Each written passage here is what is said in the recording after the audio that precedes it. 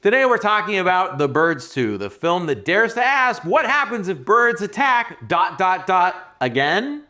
Should you make a sequel to an Alfred Hitchcock movie? The answer is no. We'll find out why after this. Roll the song. We all love the first one, but the second movie sucked. Trying to catch lightning in a bottle 2 times takes a lot of luck. Brian, Sid, and Dave are watching movies that are lame. These are the sequels that aren't equal. Hello and welcome to Sequels That Aren't Equal, the show that talks about beloved major motion pictures that have follow-up films that fall well short of the mark of the original. I am your co-host, Brian. I'm Dave. And I'm Tim. And no further commentary? You do, he says something else. Hi, my name's Tim, and I'm wondering what I'm doing here.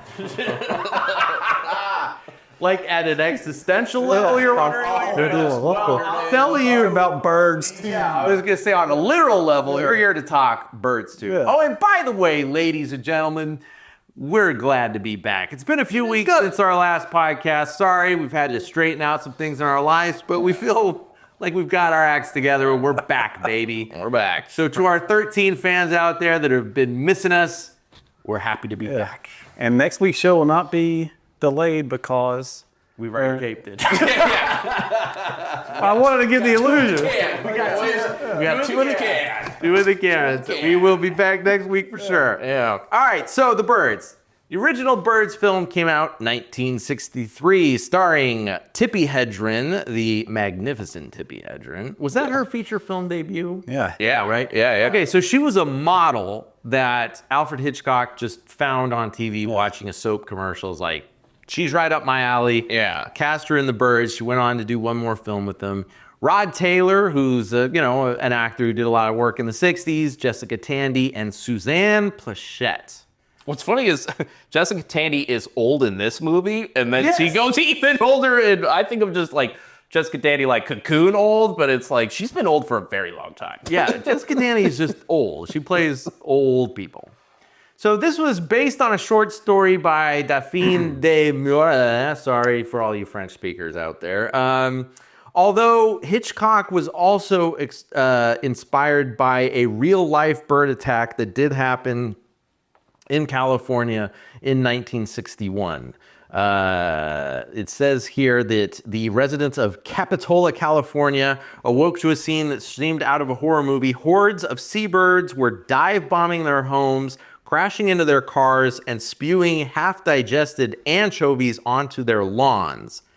Alfred Hitchcock heard of this event, used it as research material for the film, which was then in progress. Oh, sorry. So he actually did buy the rights, was starting to make the movie. When this real-life bird attack happened, they turned out that the birds had been eating toxic algae, which was intoxicating to them. So they were high on algae. Before Cocaine Bear. Before Cocaine Bear, there were the algae birds. The psychedelic gulls. The algae That birds. should be our follow-up movie. Hey, speaking of sequels that probably won't be equal, or is the original not as equal as the sequel, we'll have psychedelic birds. Psycho birds. Well, psychedelic. And there's some psychedelic algae. I think if we're going to combine a drug with an animal and us living in Florida, I think the obvious is meth gator. meth. Which being named. No! Is it really being made? Great minds speak alike. Right, there's a Meth Gator movie. Is it really? There is. Yeah, somebody think it's to the pod. The only question is, why did it take so long to get a meth And the gator? second question is it produced and directed by Gator Blade Films? That's the next question I want. That is a very deep cut for non-Florida residents. Dude, if you get that, but hit us in the comments. You get that. Gator Blade Films. It's That's Gator. part of the sleaze box. The same 3 girls you see in every other movie. Naked again. Naked again. All right, wow. Okay, so anyway, it was based on a short story that came out in the 50s. Hitchcock was starting to develop it. This bird attack happened. This was released by Universal Studios, of course, because they released pretty much all of the Hitchcock American films. Smart guys. The original budget, $3.3 million. The original box office, $11.4 million. But of course, we're talking 1965. So That was it. you know, make it 4 times your budget, basically. Considered healthy. And at the time, probably considered the biggest special effects movie of the time. Yeah, because it used quite a bit of like mats with the birds. Over 370 shots in this movie. Special effects. Special effects shots. Oh, wow. And they had to use special that Universal didn't have access to. There's only one company that had access to this, like blue. It was called something blue phaser. It was a weird thing. But anyway, the only company who had it was Disney. So actually, in an odd about way, Disney had a hand in making the birds. Oh, wow. And at the time, I think it was the most special effects movie at its time. Yeah, so that's pretty cool knowledge there. Disney had a hand in. There you go, Disney. Of course, this is one of the more beloved Hitchcock films. The best. Great film. Well, not the best. Dude, Psycho. Psycho's good, man. But everybody, I mean, you know, I'm part of the shoegazer community. No, they haven't heard that episode. Wait, no, they did hear that episode. No, they haven't. Yeah. Tim, they haven't heard To that get the episode. reference to that joke, you got to watch next week's show. Yeah, so make sure you watch next week's show. But being out for the shoegazer community, Birds is considered a shoegazer dream pop art version of Hitchcock. Yeah. Woo! All right. That's all I'll say. That's all you're saying. So you guys think Psycho's his best movie? I mean, It's a Yeah. Psycho. Vertigo's great.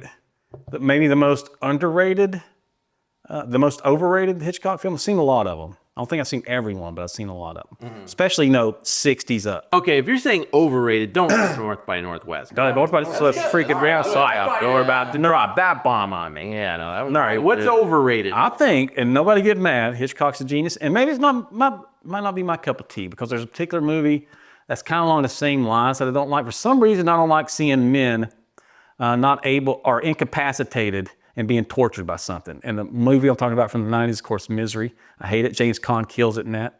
But the Rindo, yeah. With That's a good one, man. That's a slow Yeah, that was really good. Oh, that is amazing. it bothers me. Well, you've got some deep-seated issues. Yeah. But all the other movies are great. I just don't like Rear Window. I love that. Yeah, I just don't like seeing people incapacitated. And yeah. Okay, well, I was just about to bring up Misery, but you beat me to the punch. I was like, then you must hate Misery. Yeah, I hate Misery. But I love James Caan in that movie. No, yeah. So I had not seen The Birds in many, many years, but getting ready for this podcast, I watched it again, and it really kind of struck me what it was about The Birds that's so great. There's so much about it that is great, but something that Hitchcock did that I appreciated, and we'll talk about how The Birds 2 blows this right out of the gate, is Hitchcock, and I even read where the writer said that he set out to do this. Of course, I read that after I saw the movie and I caught it, is that they made a romantic comedy that starts off, I mean, yes, of course, he starts it in the bird shop so that he can kind of thematically tie the birds into it, the fact that they're looking for birds. So they bring the birds in quotes in early, but it is a romantic comedy for the first 30 minutes. And then all of a sudden, this horror film invades this romantic comedy, and it's like a bait and switch. And that is actually very hard to pull off. Should you say a Norman bait and switch? Or if it's the remake, a masturbate switch. Hey. That's another thing we reference in next week. You don't see next week? Say too. To get this podcast, you got to watch next week's podcast. We came back in matter of order, sorry. Okay, so A lot of callbacks to stuff that hasn't even been called on next hit. week, Yeah. like Donnie Darko, we are stuck in a time loop again. Wow. That ties into next week's show so well. God. So I was rewatching it, and I was just struck by how involved I was in this little story of will they, won't they, with Tippi Hedren's character and the lawyer guy. I'm sorry, I already forgot his name. Rod Taylor, I'll call him. That's the actor's name. And it's very engaging. And the thing I love about Hitchcock is you see the plot on the screen, but he always hints that there's so much more under the surface that I'm not going to tell you. Like, these are people living in a world that have so much more life and information that's not on the screen. You're not going to see it, but you also feel like it's there, right? And it's like she goes and, she's flirting with the guy in the bird shop, but then he's like dropping hints like, oh, I've seen you at the courthouse. And you're sitting there going, wait, courthouse? What's going on? Is he a cop? Is she a criminal? Like I said, there's always that feeling of so much more. Later, when she goes to drop the birds off at the guy's house, and You mean breaks into his house? right.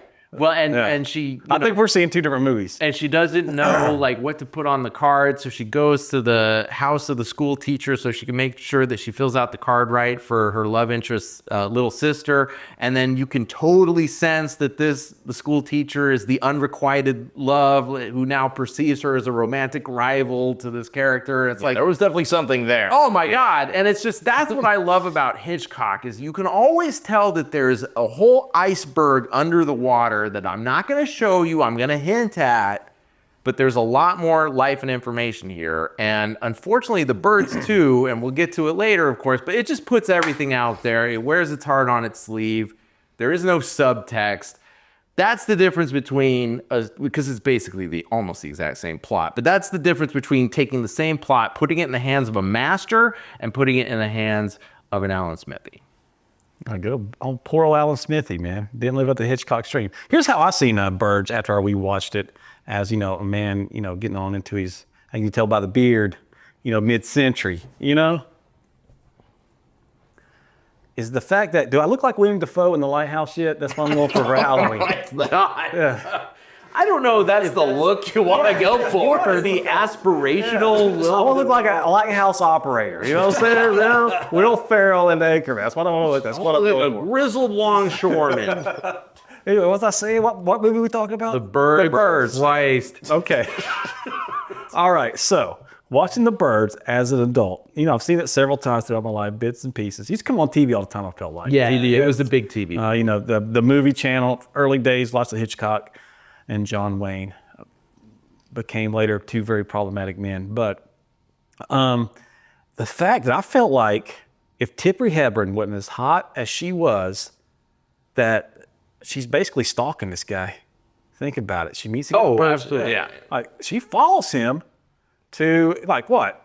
Is it 60 miles or 60? Yeah, miles? like an hour. Yeah, it's a good hour. Every good. Yeah, to the bay, whatever. And this ain't internet. You just find somebody easily. Not findpeoplesearch.com, not sponsored, by the way, fastpeoplesearch.com.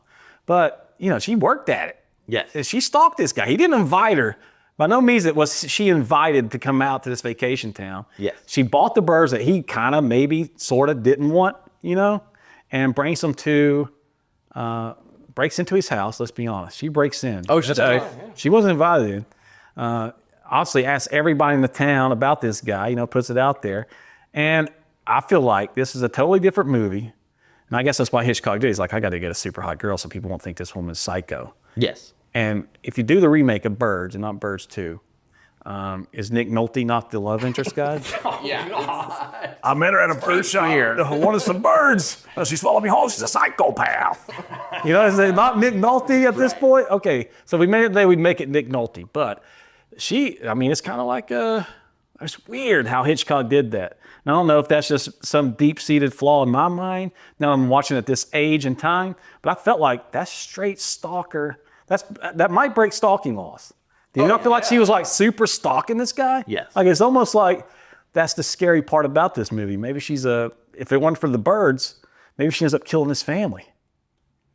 Well, yes. Basically, if she's not a model, and Tippi Hedren was literally... super hot. Probably one of the hottest ladies out of the 60s you can put a finger on. Beautiful, beautiful lady. And like classy beautiful, right? Like, Put her in Kelly style. Yeah, put her in a museum beautiful, not pinup beautiful. Not Maxim magazine. Yeah, just beautiful woman.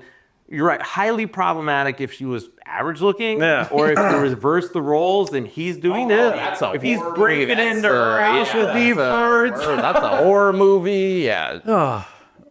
Making furniture out of skin. That's... I guess they basically did show us that the same behavior would be a horror movie in that they made Fatal Attraction. It's like if you got Glenn Close instead of Tippi Hedren coming to your house, suddenly it's a horror movie. Yeah. Yeah. Good big shaggy hair.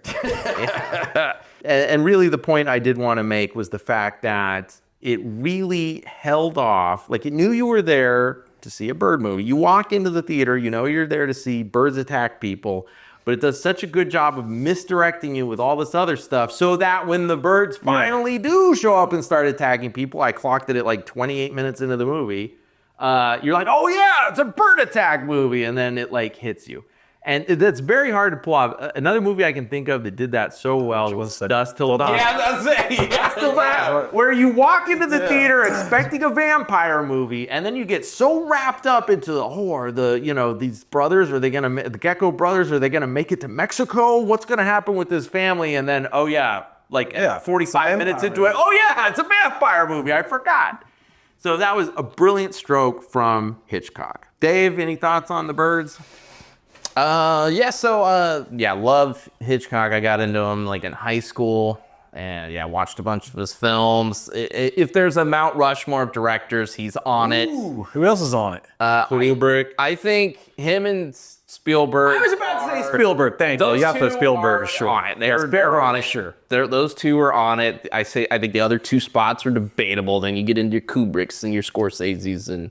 I have to bet Scorsese. Coppola's and all the Wish. Then you go, how cool, all these other crazy filmmakers. But I think, Spielberg and Hitchcock definitely. I can agree on those two, no problem. You're putting them on the Mount Rushmore. And I think The Birds is kind of his final good movie. Good, of the Hitchcock run, because his 50s is all classics. It's, you got your, North by Northwest, To Catch a Thief, Vertigo. I mean, all of these. Island for Murder. All this happens, and then, Psycho 60. This is, 62, 63? 63. And then, after that, it's, Marnie. Which was another Tippi Hedren kid, just because he wanted to work with her again. Sean Connery. And then, then it's Topaz, Frenzy, Curtain. It's these, weird... kind of that end of Hitchcock. There's no bangers, there's no classics. Right. No, he went out with a whimper. Certainly. And then of course we should mention that Alfred Hitchcock was highly problematic towards Tippi Hedren in the filming of The Birds. In fact, they even made a movie about how problematic it was called The Girl. Yeah, great movie. Highly recommend seeing that. And what a great casting choice to play Tippi Hedren. Sienna Miller. Yeah. Looks just like her too. Two lookers.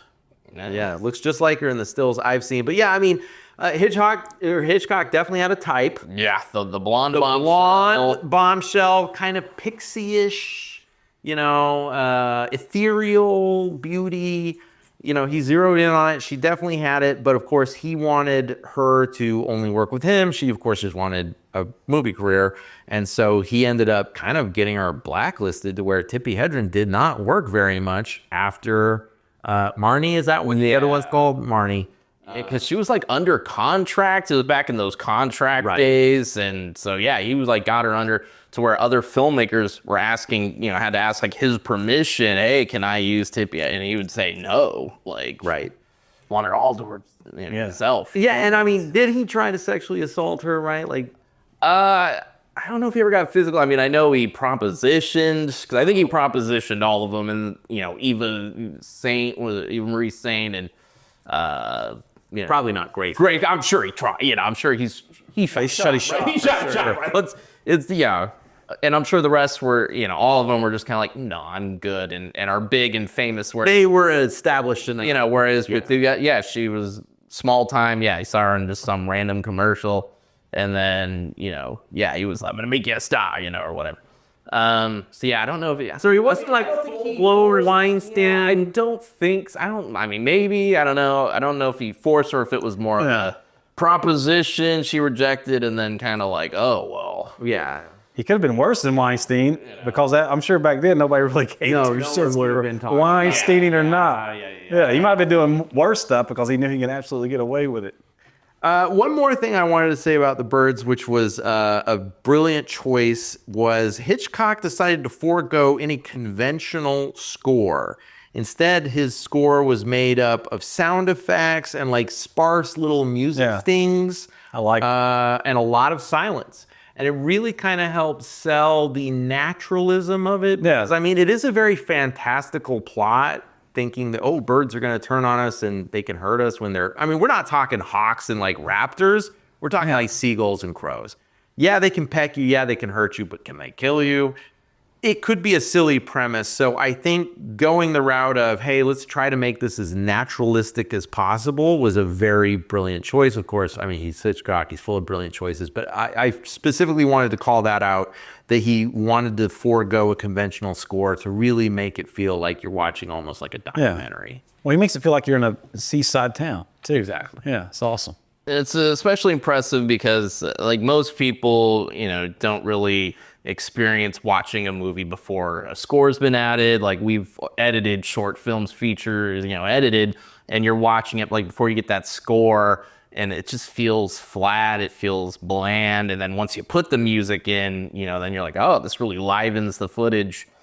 So it's impressive, that he was able to make something so good without a score, because you don't really realize how much the score plays into that, how much music helps video. Oh, absolutely. Yeah, no, the music does a lot of heavy lifting, and I mean, the story was so good, he didn't even need it. Yeah. Since this is like a 60-plus-year-old movie, I won't really talk about our first experience watching it, because I'm sure we all just kind of watched it on TV whenever it showed up and was like, oh, that was scary. I remember the shot of the man who got his eyes pecked out. I was probably 10 or 11 when I first saw this. Like, it burned itself indelibly into my mind to where rewatching it for this podcast, I'm like, yep, that's exactly the image I've had in my head for 30 years. Yeah. Well, it always, that's the one where she's in the phone booth, right? And the guy comes. No, where they go to the house of the neighbor. Yeah.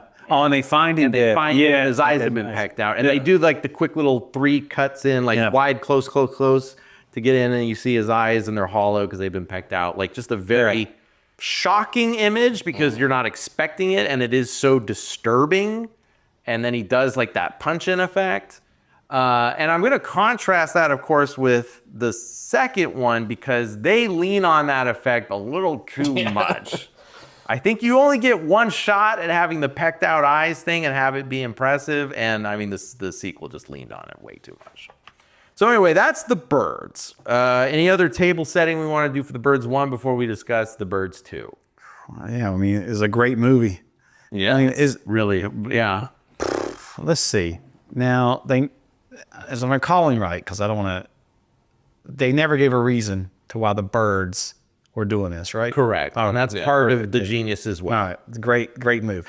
In the second one, they do make the mistake of at least kind of trying to explain it. And how do they do it? Like, we can get into it, but like it's not toxic waste, but it's something with the oil. It is. And, so, all right, well, let's just talk about it, because they literally address that in the first scene. So, little table setting.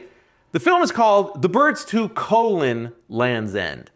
So this movie already blows it in the title, because I'm sorry, if you're going to put a colon in a movie, what is after that colon better be cool. Like, they should have called it The Birds 2, Avian Apocalypse, or The Birds 2: The Burdening, or whatever. Don't do The Birds 2: Land's End, because I don't mean anything. I don't know what Land's End is. That's a subdivision we're going to? I mean, basically, Land's End is, the town that gets attacked. Like, who cares? Yeah. So I already hate it just from the title. Yeah. So The Birds 2: Land's End came out in 1994. It was produced by Universal Studios, because of course they had the rights to all the Hitchcock catalog, and it was produced as a made-for-TV movie for Showtime. So I could not find any numbers for the budget, or I could not find any numbers for the box office. Yeah, because this didn't get a European release. Right? Sometimes the U.S. you'll have straight to TV movies that they then release. I know Duel, the Spielberg film Duel got a European Hard to believe that was release. a TV movie. Amazes me to this day. Like, man, imagine watching that on TV being like, oh, it can only get better from here. Then you go through the 80s, just shit TV movies. If you want to hear more about TV movies, watch our episode about Rosemary's Baby 2.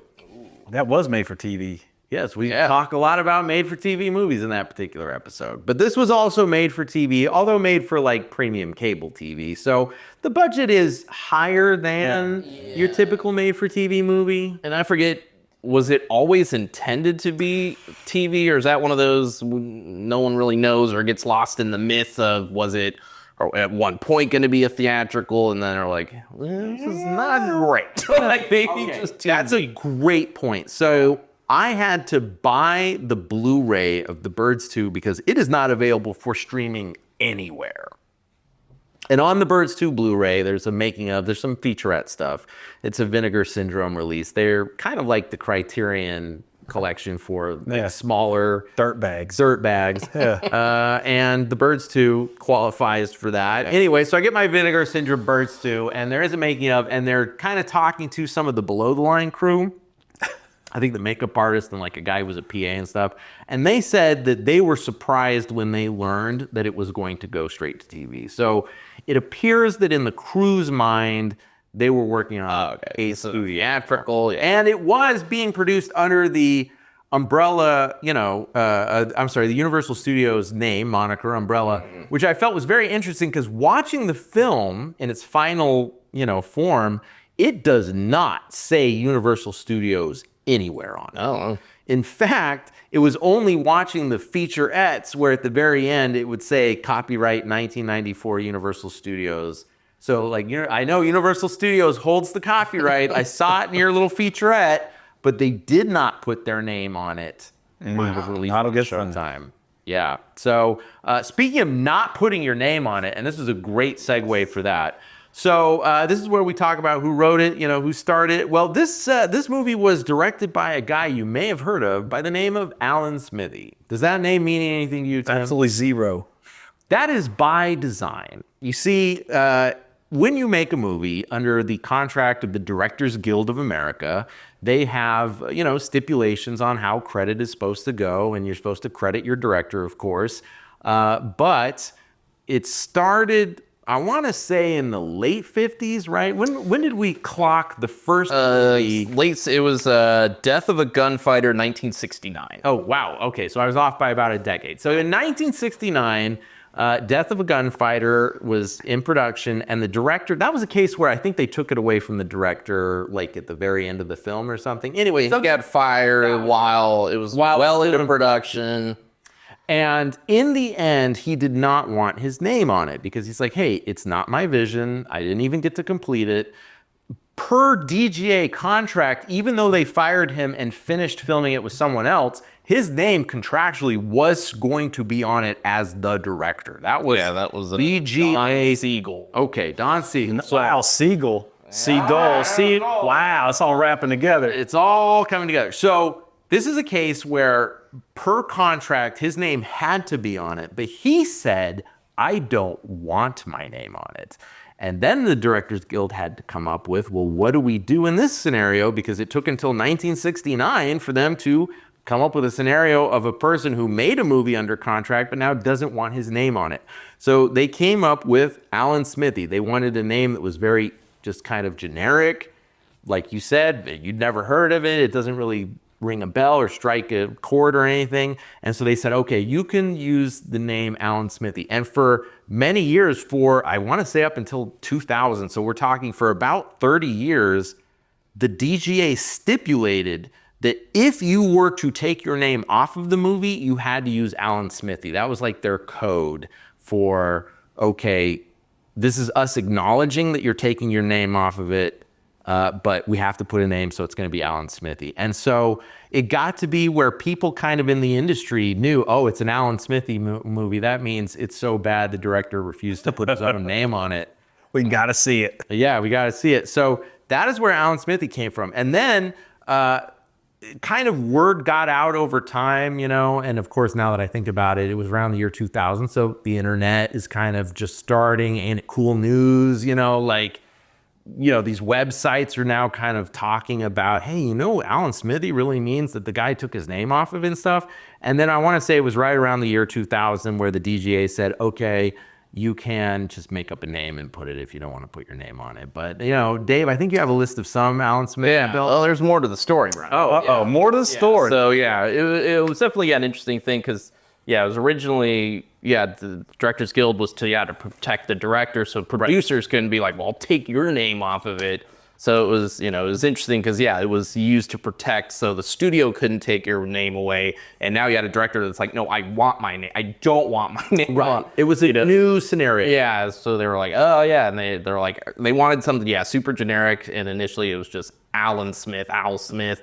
And they were like, well, that's too generic because like there are ones, there's Alan Smith, like that's a common name. That's bound to be a director named that. So then it changed to Smithee, which isn't really like a last name, that's not really common. So they're like, all right, that should be kind of generic enough where it sounds generic, but no one's probably going to end up having that, so we won't run into this issue. Yeah, so there was, several movies, not a lot. It didn't really get used very much. Yeah. I know it got used somewhat, assistant director on the Twilight Zone, the movie. Right. When we did our Blues Brothers 2000 episode, we, of course, talked about the on-set death for the Twilight Zone movie. And assistant directors are covered under the Directors Guild of America. So you're right. So yeah, there was one that's like, no, I don't want my name on this, and so they went Alan Smithee. Yes. There's stuff like Maniac Cop 3, and it's like, come on, you knew what you were signing up for, right? You're not going to sign your name to Maniac Cop 3. Come on. Yeah. So it was initially, it was something where you feel, the studio took over, and I'm not a studio puppet. Who's holding on to Maniac Cop 3? He has their vision. It's my vision. This is not my vision. Release the Smithee cut. So, and what's interesting, it was one of those things where if you were like, okay, I'm going to do it, then it was kind of like, here's your money, now shut up. Like, you don't talk about it. And you're like, so it's not something where you can openly say, oh yeah, I made this terrible movie and put like, it was a Fight Club sitch. You do not talk about. Right. Because the DGA said, if you pull the Smithee card, you never made this movie, our lips are sealed, but you don't get to talk about it either. Yeah, because that would kill a movie if a movie's coming out and it's like, wow, the director doesn't even literally want his name on it. It must be terrible. So I'm not going to see it. So it would kill, So it was definitely a hush-hush thing. And I remember learning about it, in the early 2000s in film school, getting, disgusted or whatever. And so this was my first Alan Smithee film. So I got real excited seeing that. I was like, it's the first movie I ever sat down and watched, and I saw the Alan Smithee guy. I was like, oh, it's going to be good. I got real excited. It's not going to be equal, I guarantee it. It will not be equal. It was funny. So, so the original director is, so it's Rick Rosenthal, and he did Halloween 2. Yeah, so great film. Good. Yeah. Like he did, so he's done a sequel. Great follow-up to a banger, but not as equal as the banger. Not as equal, but not shitty enough to make our show. Correct. I would never cover Halloween 2 on this show. Not equal, but, it's not embarrassing. It's fine. If we ever run out of shows to do, we might do it.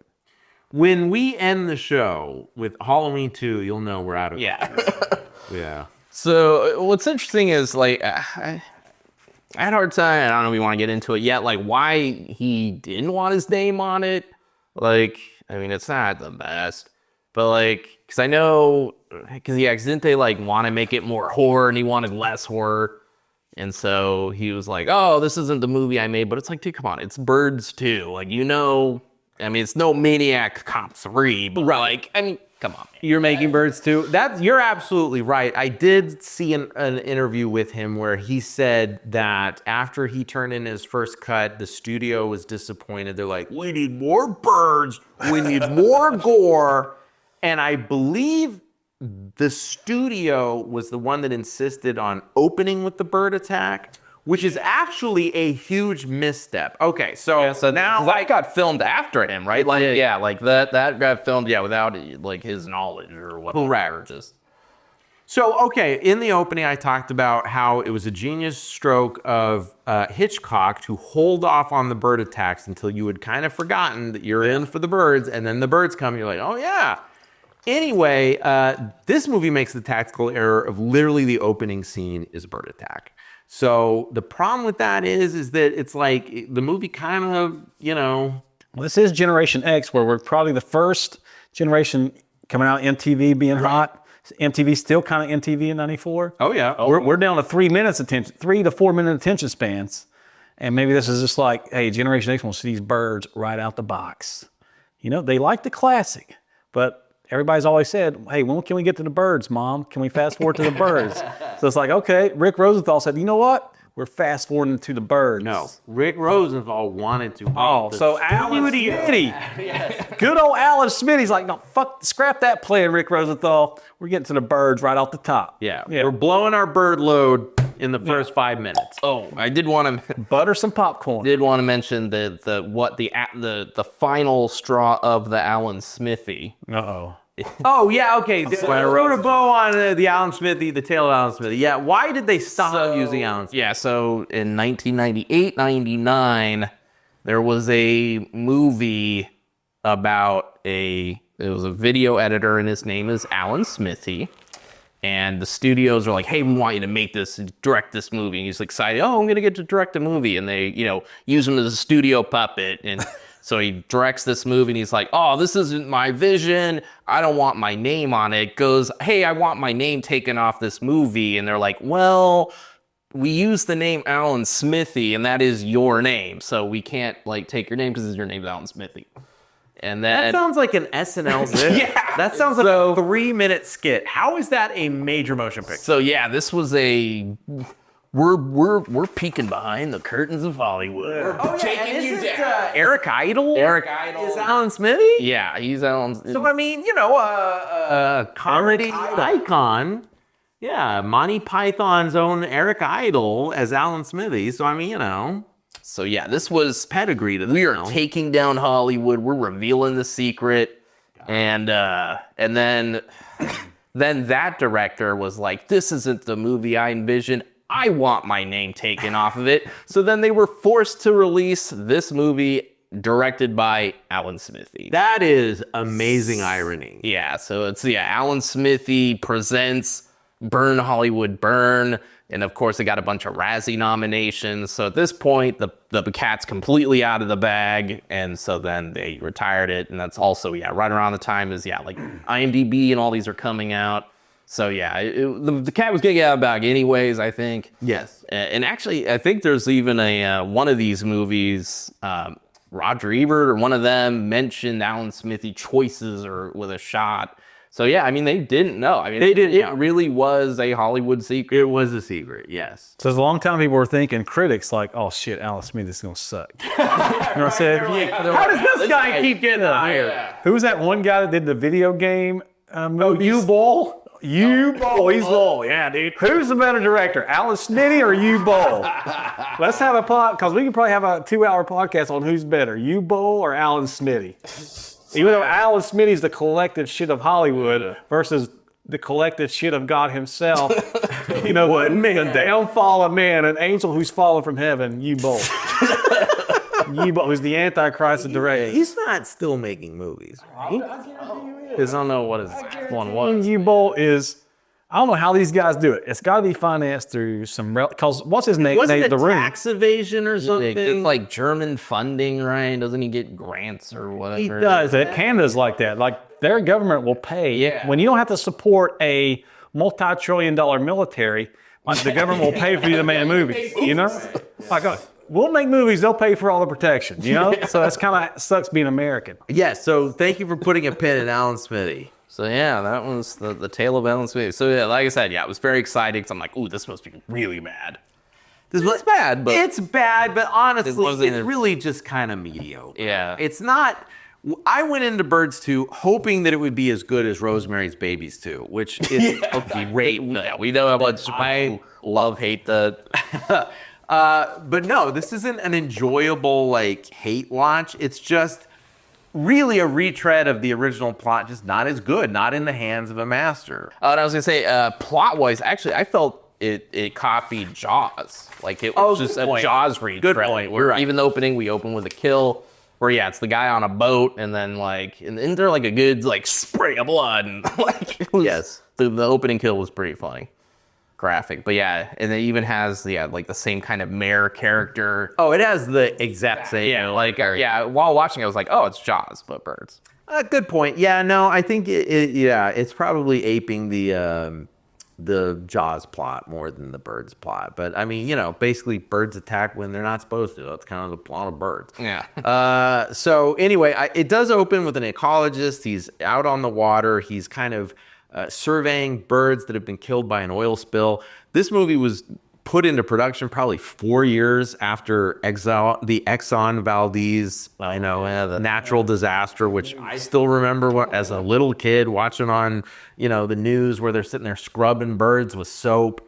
So it was kind of fresh on everyone's mind. And that was why, there is a throwaway line later in the movie, which is them kind of saying like, oh, we've destroyed nature and now they're coming back for revenge or something like that. So basically the film's thesis is the birds are mad at us because we keep dumping our oil in the ocean, and then that's kind of the reason they attack. Valid reason, though. Sure. We are ruining the planet. No doubt. I will not, can't fault the birds on that one. Yeah. I love the opening bird attack. It is as cheesy as it could be because the man's on the boat and one single solitary bird is swooping by him. It swoops by 3 times, and this is awesome. So it swoops by once and he's like, and then he like takes his handbag. He's got like, a little peck, a little blood, what you would expect from a bird attack. And then it swings by a second time, and now he's like missing an eye and he's screaming like, and then the same bird just swoops right in front of the camera the 3rd time and he falls over dead. And I was like, that bird is a very efficient killing machine. And we're talking about a seagull, people. Again, we're not talking about like an eagle or a hawk. We're talking about a seagull. And it just swoops by him 3 times. Peck, eyes gone, now you're dead. Yeah. If he had on a bread hat, you could see it happening. Like, okay, it makes sense. Yeah, I love the opening attack. So anyway, then the movie kind of settles into its plot that is supposed to kind of distract you from the bird attacks, which is, the Ted and Mary Hawken family drama. And it's just not nearly as compelling as the, Tippi Hedren, with the Rod, the attorney character with the will they, won't they. She's breaking into his house to drop off birds. They're flirting, hinting at like some criminal behavior or whatever. No, this is a family. He is a failed writer. She is a school teacher. They have come to this small community on Gull Island. Very subtle name. Very subtle name. And I guess Land's End is just kind of the name of like that corner of Gull Island. Dude, even if they would have called it the Birds 2 Gull Island, then I would be like, island of the these guys got screwed. So they could have called it the Birds 2 Gull Island. A little better than Land's End. But anyways, a little better, a little bit better. So they move onto Gull Island. Their thinking is they are going to spend the summer. He is going to write this book that he keeps putting off. She's going to work for this photographer just to help him set up his internet. And they have these 2 little girls that are actually not the best child actresses. They were pretty bad. And we're going to follow this family, and that's going to be kind of our plot. Now, they keep hinting at, this is them trying to hint at the Hitchcockian, there's more beneath the surface. They do keep hinting at that they had a son. He was, lost in an accident. But then they finally reveal the moment of the son's death in a nightmare scene. And this is just, I'm sorry, I'm going to burn in hell forever. I was laughing my ass off. Scream. Hollywood, can I tell you, there is so much value in subtlety. Subtlety is good. So he's this man, and I'm fast forwarding a little bit, but this is just too perfect. So like they keep hinting around that the family, like there was a son, something happened, and then finally we see him, it's the typical scene where he's not wearing a shirt, just the pajama bottoms. He's in bed, he's thrashing around, and then, and then it cuts to his dream, and it's just the little boy who looks over his shoulder and goes, "Daddy!" And then the very next smash cut is a car rolling over and over, which is obviously like some stock shot they got from some totally different movie. And loaded with Wilhelm screams. So unsubtle. I was dying, dude. I was laughing my ass off. Just seeing the little boy turn around, "Daddy!" And that shot is a car rolling over and over and over and over. I was like, how much more powerful would it have been if you like heard the screech of a tire and you see like one bloody shoe on the side of the road. You don't see anything else. You know what happened? Subtlety, right? Yeah. Or you see he's like staring at the ambulance and they're like wheeling his kid, but he's covered into the back of the ambulance and like maybe a little hand falls off the side. Like subtlety. No, it's Daddy! This car flipping over and over and over. Oh, I was crying. So good. So good. So anyway, this family. Commentary laws, are we allowed to put the footage in the... You know what? I'll be able to. I think I might have. Yeah. Because it's so brilliant. It's so brilliant. Okay, so then, so they move into this family, right? And then the next morning they go to, Mary is the wife. So Ted's the dad, Mary is the wife, and they're going to visit her job. And her job is, again, some hotshot photographer guy named Frank. And he immediately starts hitting on Mary right in front of Ted. He doesn't even care. He's just like, oh, you are my new conquest. It's awesome. And, you know, she's there to kind of help him set up his computers because he makes a joke. I don't know my RAM from my ROM. Hey, 1994. And she's like, oh, I'll help you get on this internet thing. Don't worry about it. So they drop Mary off. I mean, they had internet in this movie? No. Oh, but let's... no. Yeah, no, because isn't she helping him design a website? Yeah, no. They're in the beginning. We're just... Is this the first movie with a website? No, that would be Lawnmower Man. So Lawnmower Man doesn't work. It's official. No, I don't know what. It's an underrated movie, I think, Lawnmower Man. What? Underrated video. And that is an atrocity. I think it was categorized by The Hague as a war crime. Yeah. Oh, really? Dude, yeah. So bad. I've been watching a Lawnmower Man and like it. I haven't seen it in years, man. Off the show.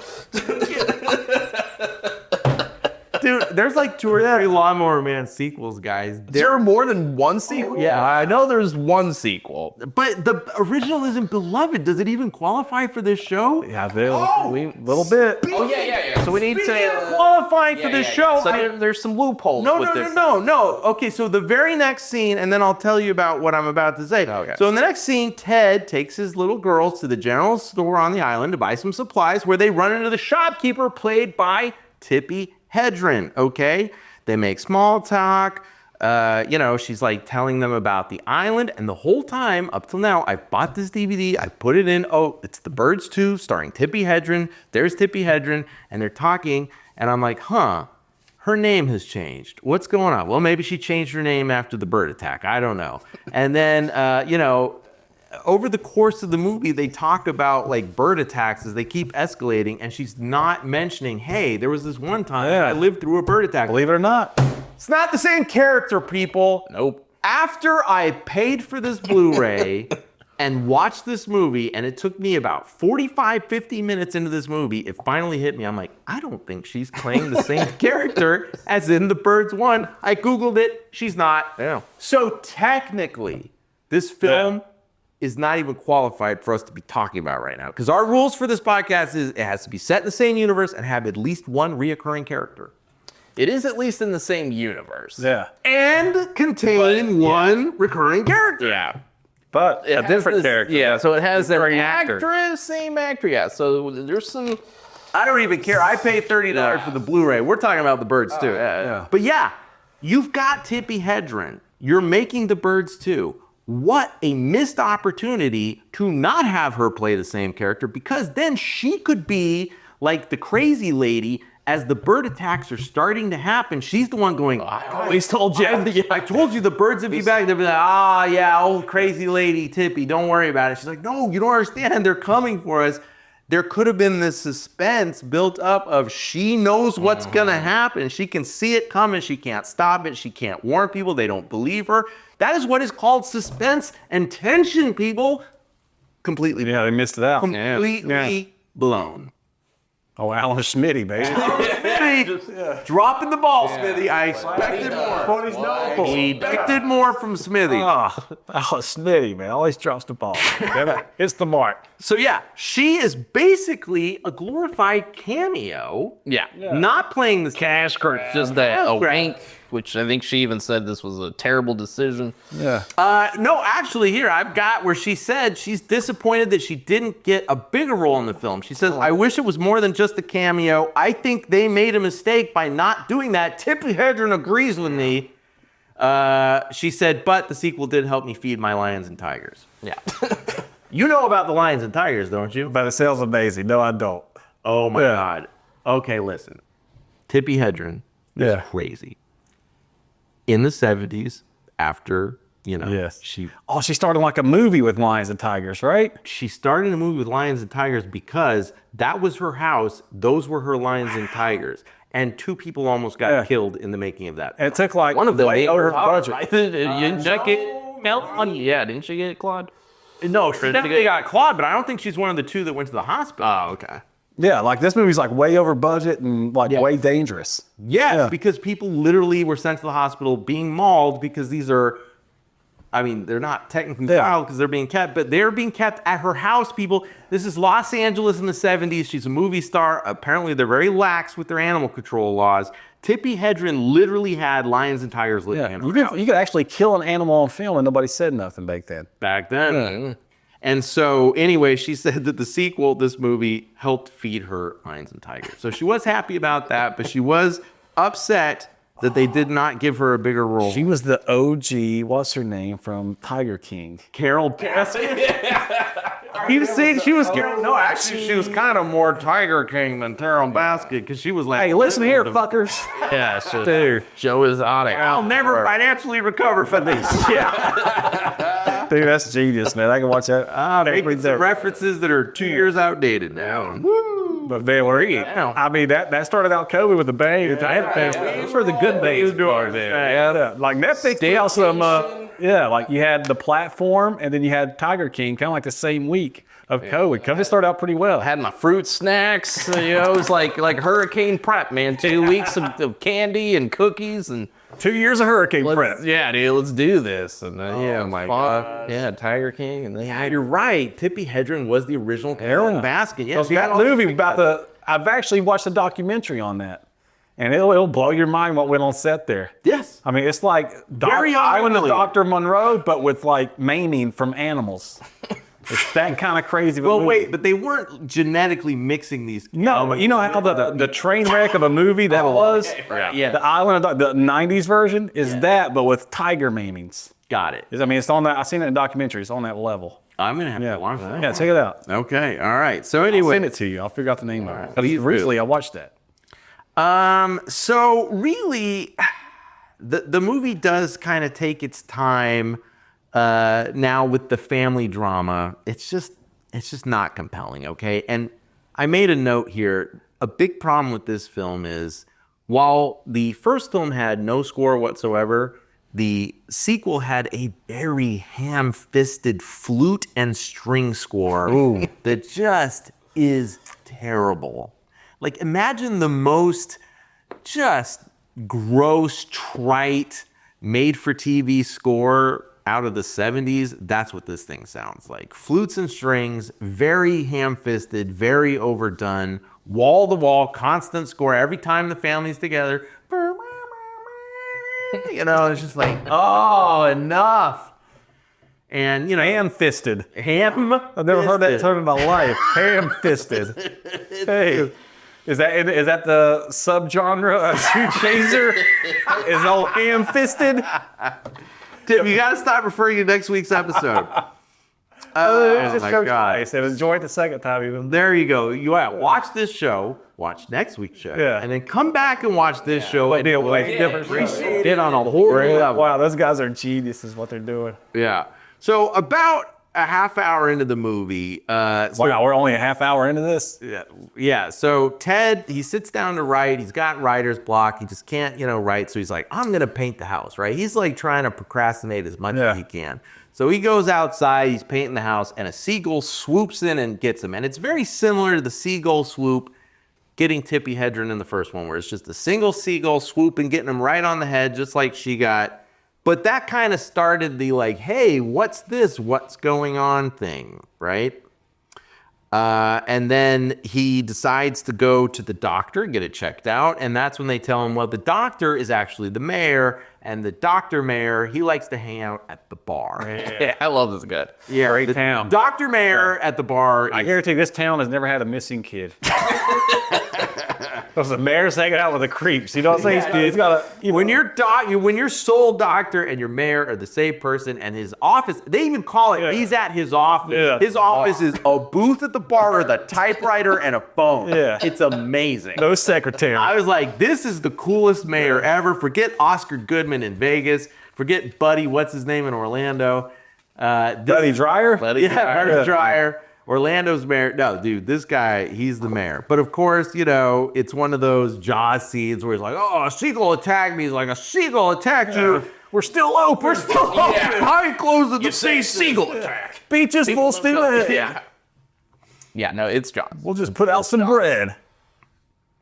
Yeah, and then I love it because then they cut to Frank and Mary. Now remember, Frank is Mary's boss, the photographer. So we shouldn't have the bread hats. Is that the mayor's contribution? So we shouldn't have the bread hats. Bad idea. Yeah. Bad idea. Cut back to Frank is talking to Mary and he's like, I bet your husband doesn't tell you how hot you are. And I'm just like, Frank is laying it on thick. And now we go to the act 2 and his little girls are out playing on the beach with their dog and they find the corpse of the biologist. And again, if this were handled better, this would have been the moment, along with the bird attack with Frank, because it follows just like 2 minutes later. This would have been where the movie is kind of signaling, hey, something's going on here, right? So like maybe you have a shot of the Coast Guard pulling in a boat, the ecologist boat, but it's empty, right? But it's got blood on it. Where's the ecologist? We don't know. What happened here? We don't know. That is called mystery. That is called suspense. Would you throw a feather somewhere in the boat? That's why I picked up just a Single feather. there. Yeah. Wow, calling card maybe. Killer at the calling card. Killer seagull. Feather killer is loose. Do not wear bread hats. So, Do seagulls even like bread, or is that just ducks? oh, seagulls most definitely like bread. I know they like Doritos. Seagulls like everything. Yeah, There's just wing crabs. They are the cockroaches of the birds. they pretty much are. So this is the beginning of Act 2. The girls find the pecked out corpse of the biologist. Of course, the eyes are pecked out. So they've already blown their load with that shot here because they use it again later. And it's like, nope, you can't go back to the well. You know, what would have been a great comedy moment? Somehow the girls are innocent, so they've been pecked out. So they just kind of like say, oh, the peckers got him too. And everybody laughs, you know? Like, oh, the little girl said peckers, and they didn't mean it that way. You know? Hey, don't wear your bread hats. The peckers are loose. Why couldn't that be like a funny moment? Alan Smithee, again, no for dry, no foul. Come on, man. Come on. Now, this is the start of Act 2 where there's lots of moments of looking around and like birds are kind of like encircling the family. So trying to recreate the suspense of the first movie. You start getting scenes like that. Cut to Frank and Mary. Next day, they're out drinking after work. And I was like, wow, this lady's going out to drinks with her boss who is like actively pursuing her. I don't like a theme from the first one. A lot of active pursuing. A lot of active pursuing, yeah. So this is from a guy, so it's kind of uncomfortable, not a super hot woman. Yeah. Very problematic. And then, so at this point, there's like this crazy Swedish fisherman who's like jump scaring kids. Yeah. And Was he kind of handsy? He wasn't handsy with the kids, was he? Oh, Wait, is he the lighthouse guy or that's the lighthouse? Yeah, the lighthouse. Yeah, the fisherman. The fisherman. Did he have a beard sort of like mine? Yeah. A little bit. You're with a brain sliver. Yeah. So I went more like not William Dafoe, but the slimy guy from Birds too. Yeah. I could go with that I would one. give $1,000 at a convention if somebody said, "Oh, you look like the Swedish guy from Birds too." But you get $1,000. Wow. I don't have it, but I'll find it. Hey, be careful if you go to Spooky Empire. Someone might take you up on that. Yeah. So anyway, he shows up later at the family's house. Like they're sitting there fighting. Like, hey, I think you're having an affair. No, it's all your mind. And then hey, I'm crazy Swedish fisherman. I just caught a fish. Can I share it with your family? Sure, let's all eat. And so they invite crazy Swedish fishermen into the house. This really happens? Wow. Tim, you're supposed to see them. That's fucking crazy. gotta cut that. Have we seen this guy before here? Have we seen the guy at any time in the movie beforehand? Once before. Okay. He jump scares the girls at the beach. Wow. And he just And shows then up he with shows a up at fish. their house with a giant They fish. put this in a movie. And they said, hey, I found this fish. I want to give it to your house or give it to your family. And they said, okay, we're going to eat this fish together. This movie sounds horrible. Kim, you're supposed to watch these movies. I watched up to that point, obviously. Watched up to that point. I didn't get to the second act, I'm sorry. I did see the family come into town to Land's End. That happened. I seen the colon.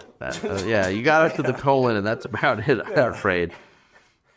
Okay, so after the Swedish fisherman that fast, dinner guys. scene, that's when the birds start actively attacking the family. Like that night, it's the first time. How do they get in the house? House attack scene's actually pretty good. The house attack scene is actually pretty well That done. was good. That was the only scene where I'm like, oh, this is good. You know what would have made it better? Like when a family's getting attacked and the birds are surrounding them, the two little girls go, Mommy and Daddy, we're surrounded by peckers.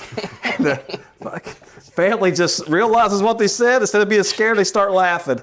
You know what I'm saying? So yes, there is actually a very intense scene where they're like trying to get into the house, like breaking windows, coming in through the chimney, that kind of stuff. Good, very very reminiscent of the bird attack in the house of The Birds One, but well done. Yeah. Sure. So we're going to give Alan Smithee some credit on this one. Yeah, no, I mean, remember, this is the man who directed Halloween 2 and Halloween H2O also, by the way. So, I mean, like, the man can direct some horror. Yeah. The first house attack scene, I agree, is So this is his vision.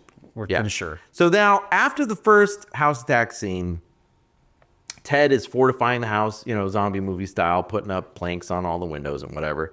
What I love is Mary's there trying to fortify the house with her husband, and Frank calls. He's like, hey, you didn't show up for work. I wasn't able to sexually harass you today. What's going on? To the wife? Yes, because remember, Frank is actively trying to sexually harass the wife.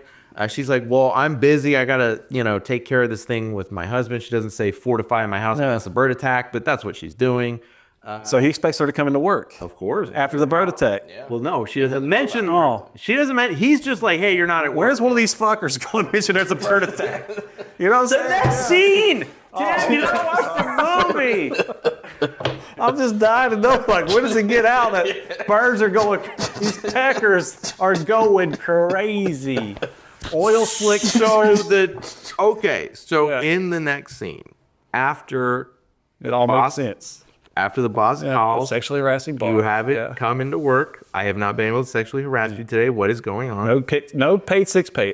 No paid sick pay at this time in the world. No. Yeah. And she's like, hey, I got it. Things I got to take care of. And he's like, okay, I'll sexually harass you later. It's fine. And then she says to Ted, you really should go tell Dr. Mayer what's going on. Yeah. And he's like, you're right. Because first there was the bird that attacked me on the ladder. And then there was the bird attack last night. This is the patterns. I'm going to go talk to Dr. Mayer.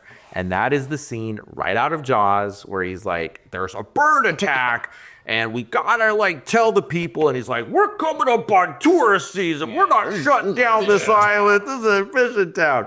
So right out of Jaws, we got to shut the beach down. We're not shutting the beach down. Order more bread hats. The bartender gets out, puts out his cigarette, gets on the phone because there's no internet. That's why that's the website they were working on, the Bread Hat website. Is that what the website was about? No, that's not.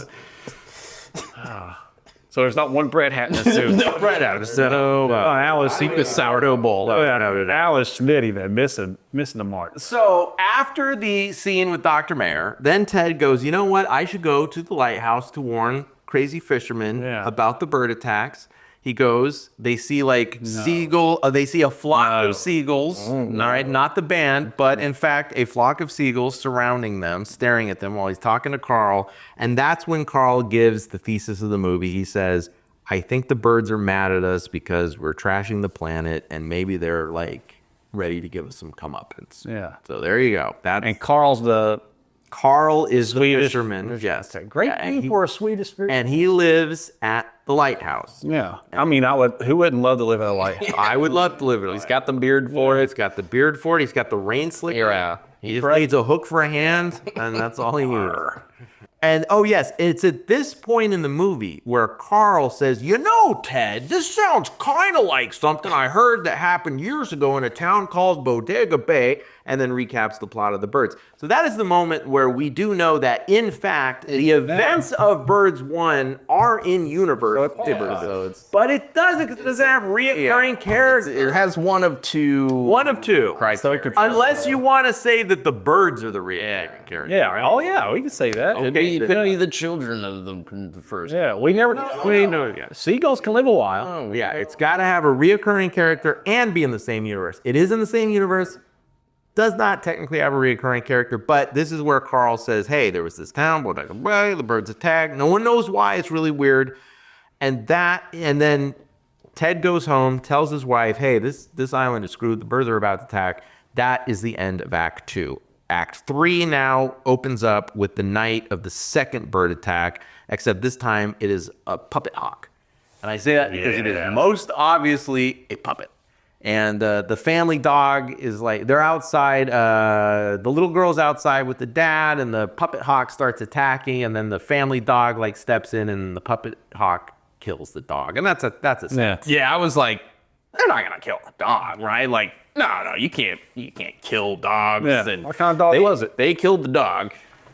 cute kind. Yeah, I mean, it was cute, and Was it Beaglish? maybe, and then it had like the same name as my dog, so that you're so right. they're like Scout. I'm like, Days later, I was like, man, I I gotta find my Scout and be like, you're gonna live forever, right? yeah. I was like, oh, okay. Okay, so that's Pretty good podcast for one of us not seeing the movie.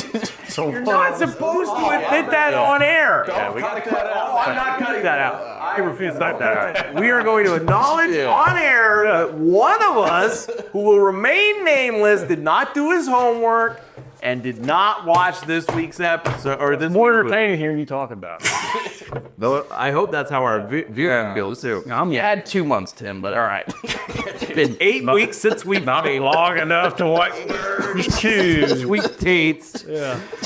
You know. I put it off. Oh my gosh. So after the puppet attacks the dog, then they go back into the house, and then it's like bedlam, all right? This is Bird Attack 2. They are attacking from every angle. My favorite shot in the entire film is we see the house. It's under attack. Birds coming from here. Birds coming to there. Cut to, there's a bird perched at the box where the telephone wire comes into the house, and the crow grabs the telephone wire and pulls it out. That means that this particular crow understands the concept of telephones, knows that that is in fact the telephone wire for the house, and decides to make the conscious decision that I am going to unplug the telephone wire from this house. By far my favorite shot in the whole movie. I was howling. Second favorite shot. Daddy being the first favorite shot. Daddy being my favorite shot of this movie. Bird unplugging the telephone wire because he clearly knows what he's doing and what that means. I think blackbirds are super smart, though.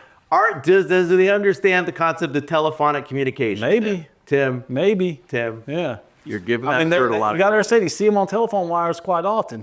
Maybe they figured it out. Can they listen into our calls while they're shitting there?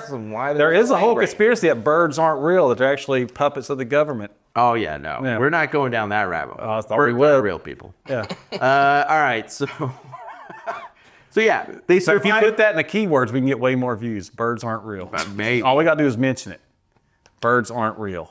Now, after intercutting with the Bird Attack 2 on their house, we do in fact cut to the lighthouse where you see Carl, he's up on, in the room with the light, and the birds break through the window and they like circle him, and I'm not joking, they push him out of the window. The birds circle him and the birds push him out of the window. I haven't seen a push out like that since American Psycho 2. Yes! great callback to an earlier episode. Yeah. The birds force push him out of the window like Mila Kunis force pushes William Shatner out of the window in American Psycho 2. Pretty much the same thing, dude. Cut to next morning. Family is having a funeral for the dog. They try to leave by the car, but they find a dead crow in the engine. The car won't start. So they decide to go to the lighthouse to ask Carl if they can borrow his car. They find him at the foot of the lighthouse with his eyes pecked out. Again. Alan Smithee, you cannot have the eyes pecked out shot twice. It would have been more impactful to save it from the first one and put it here because we actually met Carl. We like Carl. That's the guy who you use pecked out eyes. But no, he's the second man with the pecked out eyes. So he's just number 2 now at this point. So they freak out. Oh my goodness, they've pecked his eyes out. So they take Carl's car because he's not needing it at this point. They go to the pier. They are waiting for the ferry to take them off of Gull Island. Oh, sounds like a great place to escape on a ferry. On the pier is actually really cool. This movie has 2 scenes that are amazing, other than the awesome dream sequence. It has the first bird attack that we talked about, actually scary and suspenseful, and it has the Birdageddon. That is the pier scene, and it's actually really good. And I saw in the featurette that almost every bird, well, in all the wide shots, all the birds are real.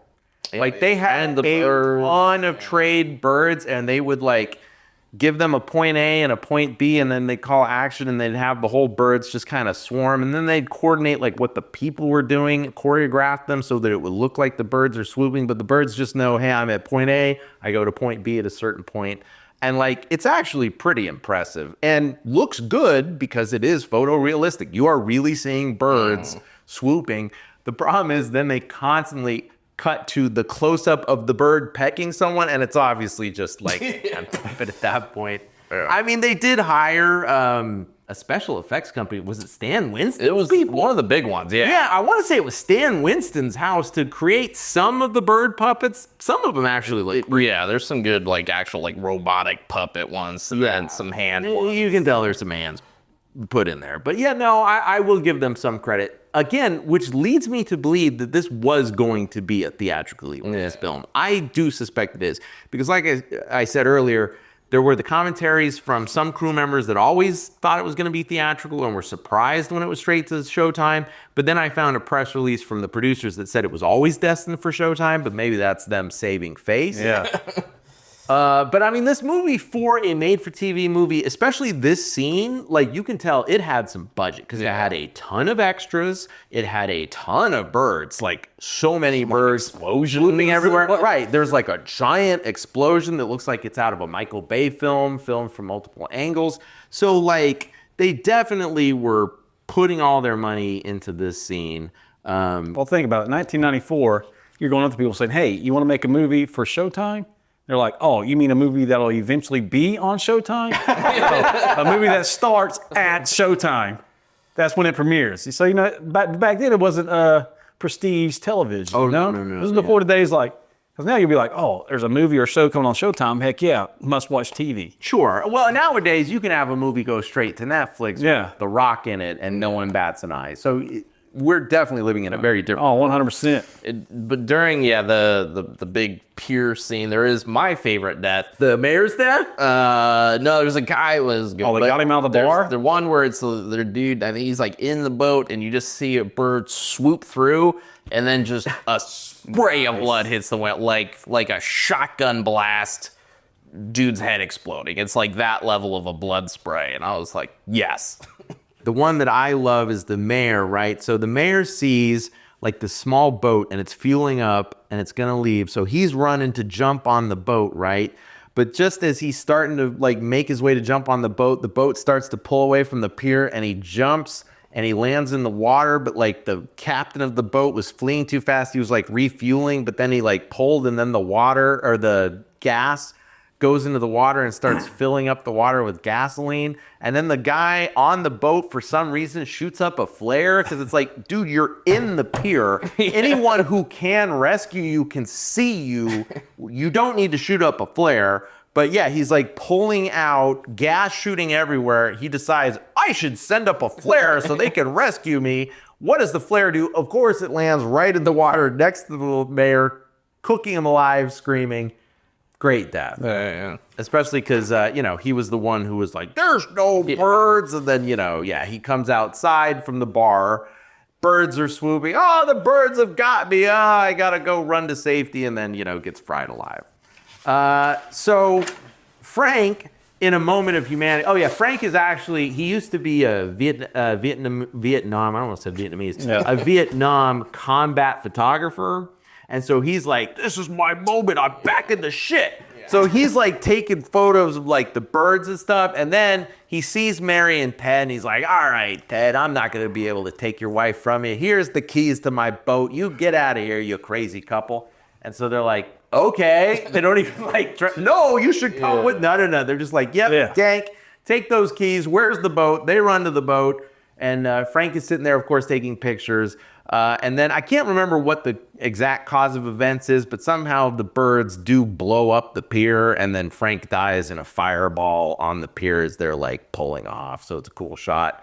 And then the final sequence is kind of cool. So they're in this tiny little, boat, almost like a dinghy really with a motor. And they're, kind of pulling away from the pier. It's the mother, the father, the two little girls. And then, of course, the birds see them and they start like dive bombing them. So the dad has the idea, let's flip the boat and go under it. So they flip the boat and go under it. And then the birds like all land on it and they're like pecking through it. And you see them like beaks pecking through. And they're like, oh! Kind of a cool moment. Way to go, Alan Smithee. And then all of a sudden the birds just leave. They just unexpectedly leave. And then like they emerge from the boat and they're like, where are the boats going? What is that way? And then Ted says, that's the way to the mainland. And then smash cut to credits. An Alan Smithee film.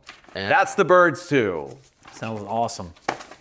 Tim, you gotta watch these movies. Well, hey, the way you explain it is like I'm there watching it. I felt like I've seen the movie. Tim, I must say, I am disappointed for our viewers at home because you made it a whole episode without referencing A24. Yeah. Oh, what here? Hey, how would A24 have made The Birds 2, Tim? Oh, The Birds 2. Okay, Joaquin Phoenix definitely would have been involved. It's an A24 movie. Joaquin Phoenix definitely get involved.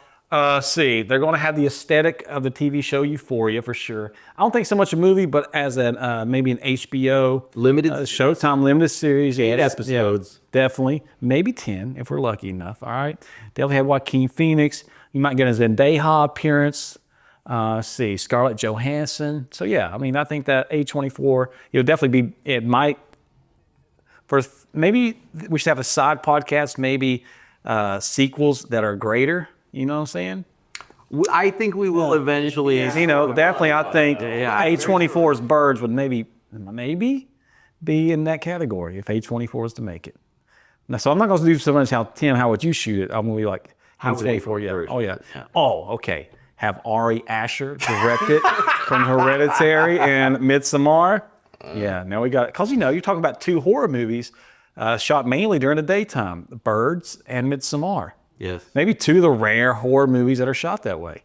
So, look at it like that. Besides The Wicker Man, but there are some night seasons. And the Drew Marvin classic Pool Party Massacre. Pool Party Massacre! Yeah. When's that sequel coming out? Yeah, right. When's Pool Party Massacre 2 coming out? For our 10 viewers that don't know what we're talking about, I was the co-producer, cinematographer, and editor for Pool Party Massacre 1. There's supposed to be a Pool Party Massacre 2. Then maybe we can cover it on. Yeah, hopefully it's good enough that we don't cover it. But hope is we don't. Sequels that are actually better than the original. There's not many. Of course, Terminator 2. That one pops to the top of mind. Superman 2. Arguably. Aliens. Aliens, I'll put as good as, but different. Yeah. Rocky 3 or 4. Only because of the robot, obviously. I would put Gremlins 2 in that category where it's like, it's equal but different. Older, younger Gen Xers and older millennials might think that. Yeah. Gremlins 2 is a banger. And I love it. We will never be covering that as a hate cover on this thing. Correct. Okay, well, The Birds 2. Dave, what's your take on it? One of the interesting things I don't think we've talked about, he kind of hinted on where the original is kind of, rom-com that turns horror, whereas this, feels more horror, and they try to inject drama, family drama, where I thought the son's death would play more into the drive of the movie, but it doesn't. Like this, it just feels like it's just very shoehorned in. It's not like, oh, he died in the house and we can't live in this house anymore. I'm haunted by the memory. It's too painful. Let's move away. And they end up in that house. Something like that would have made a little more sense, or thematically pushing them to there if the son's death. But it didn't really, so you had that, and then the boss romance angle. It was it felt very forced in there. It felt very forced. Yeah, I don't really know narratively what it did, other than to just throw in some tension that's not needed. No, it's not needed. So, I mean, you're right. Basically, the problem is that Birds 1 is a romantic comedy that gets interrupted by a bird attack. The Birds 2, as you pointed out, is a horror movie that keeps getting interrupted by this saccharine family drama that you just don't care about. Yeah. So, if we're to then segue into how would we have made this better, you make this movie better by making that plot stand on its own. Whatever that plot is.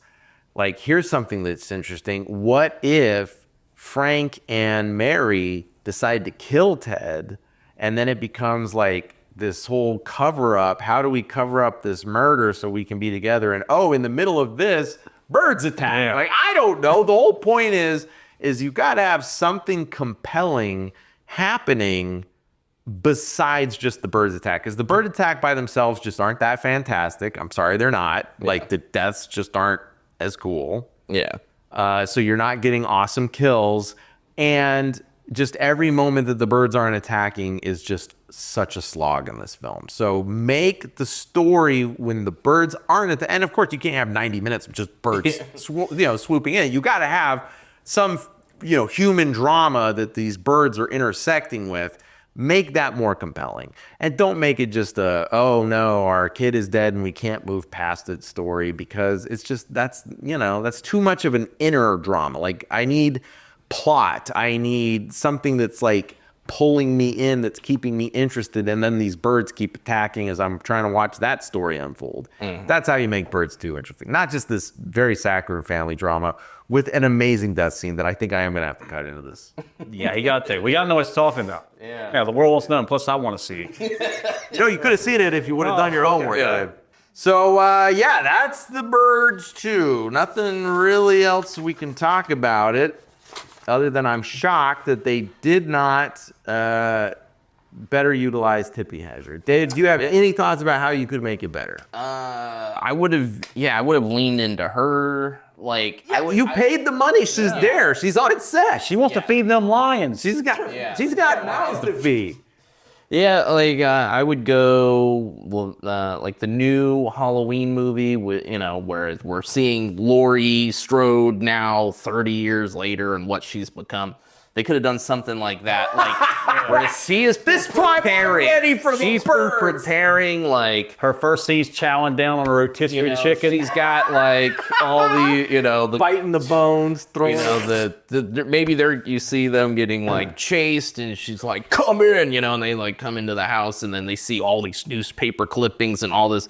She has been researching, studying, she's been preparing. She's been, she's that old crazy kook. She's always talking about, war prepping for this. She's ready, got to have the shotgun. Yeah, and then she's got to cock it and say, don't worry, this one's loaded with bird shot. Yeah.